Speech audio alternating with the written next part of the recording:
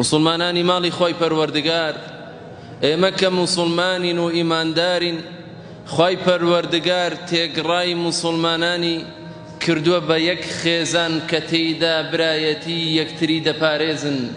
ئینەمە المؤمنون ئیخوە، بە دڵنیاییەوە تێکڕای ئیمانداران برای یەکترین، نەک ئەو ئیماندارەی کە لە نەتەوەکەی خۆت و لە شارەکەی خۆتە.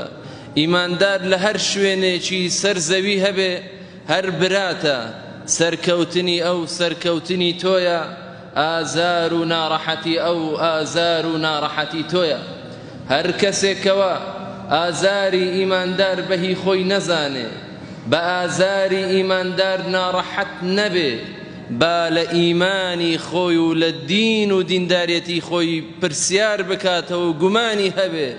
چونکە ئیمانداری ڕاستەقینە وەکو پێغەمبەری ئەکرەم عەلەیهی السەڵات وەسسەلام دەفەرمێ، نمونەی ئیمانداران لە خۆشویستنیان بۆ یەکتری، لە سۆز و بەزەیی هاتنەوەیان بۆ یەکتری، وەکو یەک جەستەی ئینسانێک وایە کە ئیذا اشتكى منه عضو تداعى له سائر الجسد بالسهر والحمى. ئەگەر چاوی ئازاری هەبێ هەموو لاشەی ئازاری هەیە، ئەگەر سەری ئازاری هەبێ هەموو لاشەی ئازاری هەیە. دەفەرمێ ئیمانداری ڕاستەقینە دەبێ ئاوەها بن. إن المؤمن من أهل الإيمان بمنزلة الرأس في الجسد.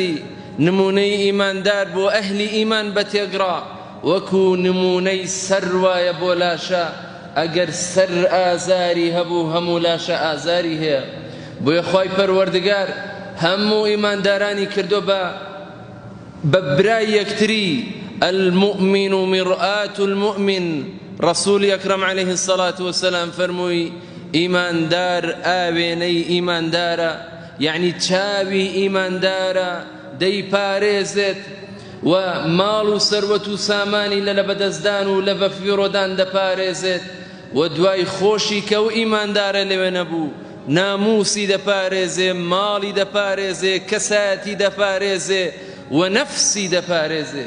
کەواتە ئیمانداری ڕاستەقینە ئەو ئیماندارەیەکەوە برای ئیمانداری خۆش دەوێت، پارێزگاری لێ دەکا، هەم لە نەفسی، هەم لە ماڵی، هەم لە کەسایەتیەکەی، هەم لە شار و لە وڵاتەکەشیدا.